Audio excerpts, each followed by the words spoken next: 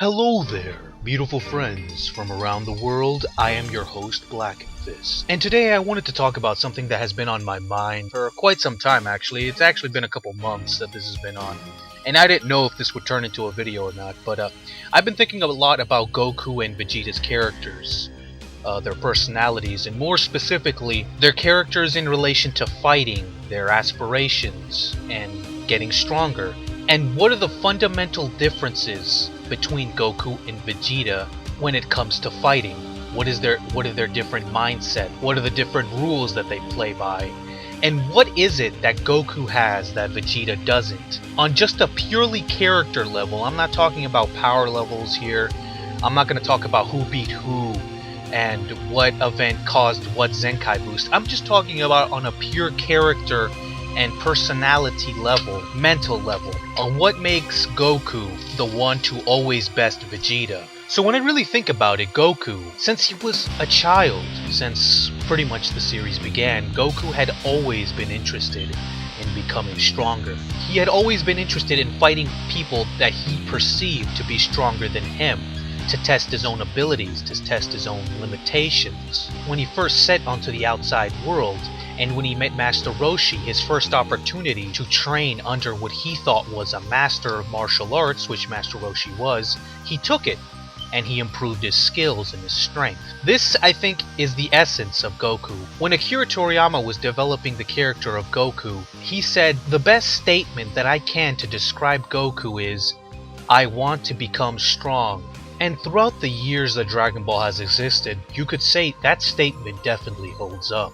No matter who it was, no matter what threat, no matter what enemy, and even without no enemy, that's very important for Goku. Even without an external force motivating Goku, Goku has always wanted to be stronger than he was before.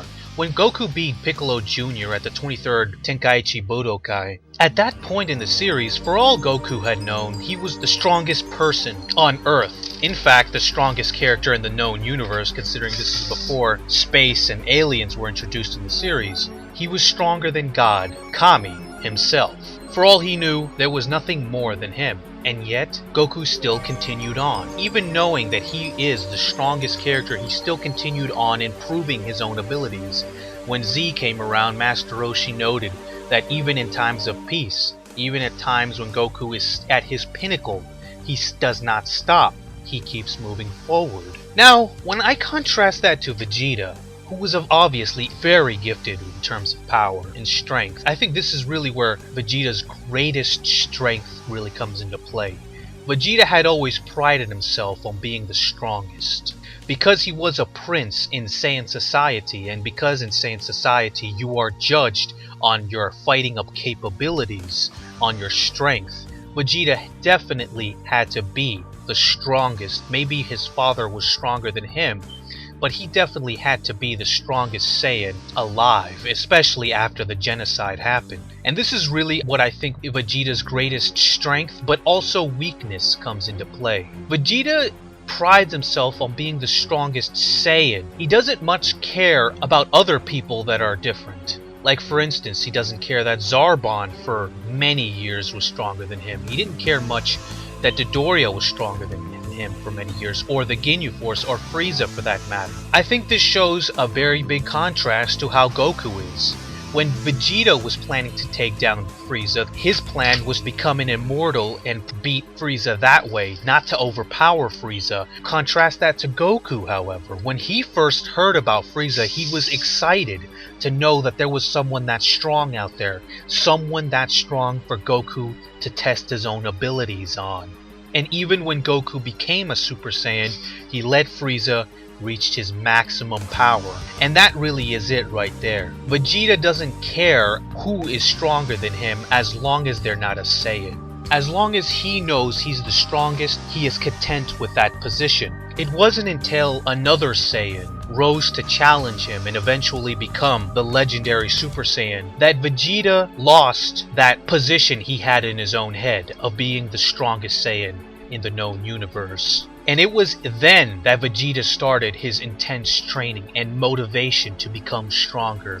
Throughout Vegeta's whole training, his sole motivation had always been to become a Super Saiyan because someone else had done it before him, because someone else had surpassed him. And I have a hunch that Vegeta trained harder and more intensely in his life than right after the Frieza saga, when he started to train in that gravity chamber. I'm pretty sure that Vegeta had never felt the intense aspiration to become stronger more strongly than at that point in his life, when somebody finally had surpassed him. A Saiyan had finally surpassed him. And one of the things that really have made me think about this is one of Vegeta's statements. And it was at the end of the Cell Saga when Vegeta said that he will never fight again because Goku died. This one statement really made me contemplate on why exactly Vegeta said this. When Goku died, his motivation to become stronger pretty much dissipated, but it was more than that. Up to that point, Vegeta was so wrapped up between his rivalry with Goku that it seemed his whole purpose to becoming stronger and gaining this incredible power that Vegeta had attained was solely just to keep up with Goku or surpass Goku. So when Goku left, it's easy to see that Vegeta suffered a huge loss to his own motivation. Vegeta at that point lost the one thing that was keeping him going in terms of fighting, and that was Goku. And that's the bottom line with Vegeta. His greatest strength is priding himself on being the Prince of all Saiyans, and what that means to him is being the strongest of all Saiyans, being the best fighter among Saiyans. But that also is his greatest weakness, because Vegeta will only go as far as Goku does. I've always imagined a hypothetical scenario in which Vegeta surpasses Goku definitively. What would happen? Well, my hunch is that Vegeta will finally have attained the one thing in his life that he had so searched for his entire life. And something tells me that when he surpasses Goku, he will be content. He will be satisfied.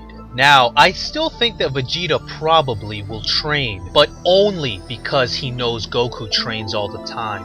No matter what is in front of Goku, Goku will always continue to get stronger.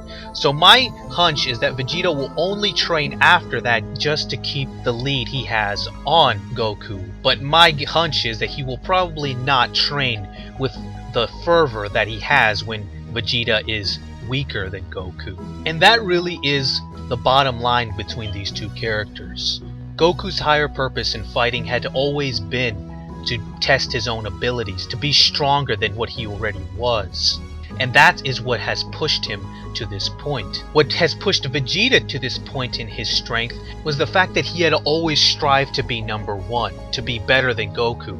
And even though he had not achieved that, it has pushed him in a direction where he has become so much stronger than the world he has known. He became so much stronger than Frieza in pursuing this goal.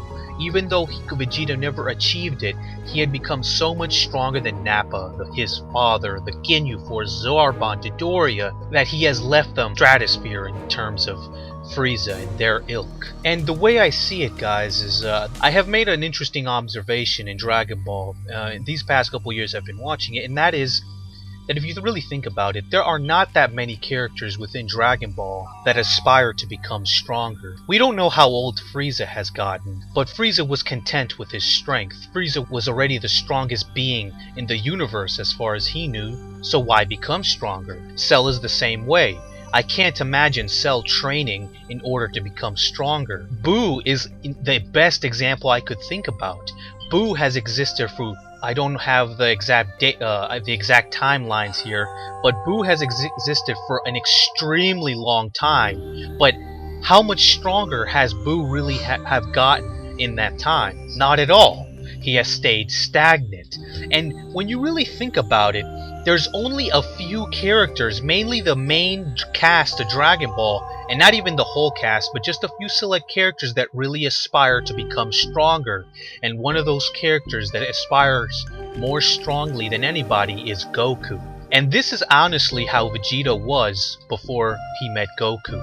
He was content with his strength and he did not aspire for more. He was surrounded by people who were stronger than him, but his pride wasn't wrapped up in becoming stronger than them because they weren't Saiyans. But anyway guys, these are my thoughts on a purely character level, on a purely mental, on what the mindset of these characters are, you know, trying to get in their heads a little bit on the fighting motivations of both of these characters. Not talking about who beat who or who got what Zenkai boost. But this is kind of related to another video that Qaaman did on why is Goku stronger than Vegeta. You can check that video out. He goes into more of that other stuff that I was saying about who got what Zenkai boost and who was stronger than who and who beat who. But so if you want that kind of explanation, you can check his video out. This was more of a character analysis of both of these characters in their motivations aspect. But as always guys, I hope you enjoyed this video. But I'm Blackenfist guys, and I really hope you enjoyed the video guys, because I'm out, man.